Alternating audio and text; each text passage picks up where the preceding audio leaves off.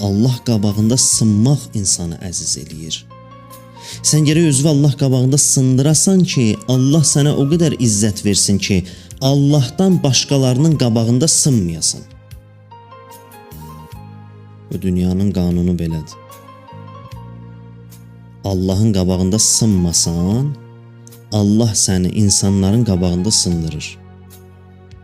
Allah qabağında sındın, Allah qoymur sən insanların qabağında sınasın. O adamı dünya yığışıb gəlsə sındıra bilməz. O adam ki, özünü Allah qabağında sındırır.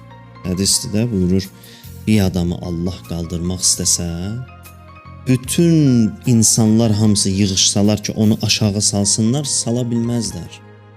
Mümkün deyil. Allah qaldıranı insan aşağı sala bilməz. Sonra bir adamı Allah salmaq istəsə, insanlar nə qədər çalışsalar ki, onu qaldırsınlar yuxarı, qaldıra bilməzlər.